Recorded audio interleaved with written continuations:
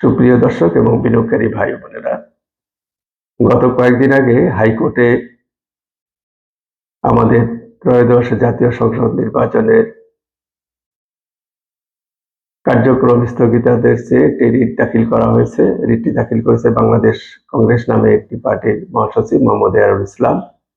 তিনি রিটে এই দাবি করেছেন যে নির্বাচন কমিশন নির্বাচন পরিচালনা করবে, সেখানে সরকারের নির্বাহী বিভাগ থেকে রিটার্নিং কর্মকর্তা, সহকারী রিটার্নিং কর্মকর্তা, প্রিজাইডিং কর্মকর্তা নিয়োগ করা হলে নির্বাচন পক্ষপাতদুষ্ট হবে। সেজন্য তিনি নির্বাচনে স্থগিত চেয়ে আদালতে আবেদন করেছেন। তার এই আবেদনটি সংবিধানের সঙ্গে সাংঘর্ষিক। সেজন্য বিনিয়োগকারী ভাই বোনদের বলবো, আপনারা প্যানিক হবেন না। আপনারা প্যানিক না হয়ে পুঁজিবাজারে স্বাভাবিক অবস্থা বজায় রাখবেন, স্বাভাবিক লেনদেন করবেন। আমি বলছি যে তার এই রিটটি সংবিধানের সঙ্গে সাংঘর্ষিক এই জন্য, কারণ সংবিধানে বলা আছে নির্বাচন কমিশন নির্বাচন পরিচালনা করবে এবং সরকারের নির্বাহী বিভাগ নির্বাচন অনুষ্ঠানের ব্যাপারে নির্বাচন কমিশনকে সর্বতোভাবে সহযোগিতা করবে। সুতরাং মোহাম্মদ এয়ারুল ইসলাম যে দাবিটি করেছেন সেটি সংবিধানের সাথে সাংঘর্ষিক এবং সাংঘর্ষিক বলে এই রিটটি খারিজ হয়ে যাবে। আমার কাছে এটাই প্রতীয়মান হচ্ছে। আরেকটি কথা, যে প্রজাতন্ত্রের সকল কর্মকর্তা কর্মচারী নির্বাচনের তফসিল ঘোষণার তারিখ থেকে নির্বাচন কমিশনের অধীন হয়ে যায়। তাদের চাকরি নির্বাচন কমিশনের হাতে ন্যস্ত থাকে, তাদের বদলি পদোন্নতি সকল কিছু নির্বাচন কমিশনের হাতে। সুতরাং তারা তখন আর নির্বাহী বিভাগের থাকে না, তখন তারা নির্বাচন কমিশনেরই হয়ে যায়। আরেকটি কথা, নির্বাচন পরিচালনার জন্য আইন শৃঙ্খলা বাহিনী প্রয়োজন হবে। আইন শৃঙ্খলা বাহিনী নির্বাচন কমিশন কখনো প্যারালালভাবে সরকারের সঙ্গে প্যারালালভাবে তারা আরেকটি আইন শৃঙ্খলা বাহিনী তৈরি করতে পারবে না। এটি সরকারের কাছ থেকে নিতে হবে, কারণ সরকারের আইন শৃঙ্খলা, ল অ্যান্ড অর্ডার সিচুয়েশন সুরক্ষার জন্য সাংবিধানিক নিয়ম অনুযায়ী বাহিনী থাকে, পুলিশ বাহিনী, তারাই আইন শৃঙ্খলা রক্ষা করবে। সুতরাং প্যারালাল একটি আইন শৃঙ্খলা বাহিনী কিন্তু নির্বাচন কমিশনের গঠনের এখতিয়ার নেই। একটি উদাহরণ দিলে আপনারা বাস্তব বুঝতে পারবেন। ম্যাজিস্ট্রেসি যে ক্ষমতা, সেটি সরকার তার বিশেষ প্রশাসন ক্যাডারের কর্মকর্তাদের হাতে ন্যস্ত করে থাকেন।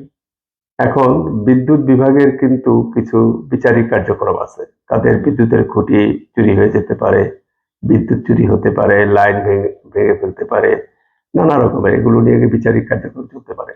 এখন বিদ্যুৎ বিভাগকে এই বিচারিক কার্যক্রমের জন্য তারা নিজেরা আলাদাভাবে ম্যাজিস্ট্রেট নিয়োগ দিতে পারবে? কোনো দিনই না। তখন তারা সরকারের কাছ থেকে ম্যাজিস্ট্রেট চাইবে। সরকার তার যে ম্যাজিস্ট্রেসি ক্ষমতাপ্রাপ্ত যে কর্মকর্তা আছে, বিশেষ প্রশাসন ক্যাডারের কর্মকর্তা, বা সরকার যাকে ম্যাজিস্ট্রেসি ক্ষমতা দেন, তিনি বিদ্যুৎ বিভাগের এই বিচারিক কার্যক্রম পরিচালনার জন্য ম্যাজিস্ট্রেট হিসাবে নিয়োগপ্রাপ্ত হবেন। তিনি বিদ্যুৎ বিভাগের কর্মকর্তা নন, তিনি হলেন সরকারের প্রশাসন ক্যাডারের কর্মকর্তা। তাহলে এখানে স্পষ্টতই বোঝা যায় যে প্যারালাল করে বিদ্যুৎ বিভাগ ম্যাজিস্ট্রেট নিয়োগ দিতে পারবে না। ম্যাজিস্ট্রেসি ক্ষমতা একটি রাষ্ট্রীয় ক্ষমতা। সুতরাং এটি বিশেষ ক্যাডার কর্মকর্তাদের হাতেই এটি সরকার ন্যস্ত করেন।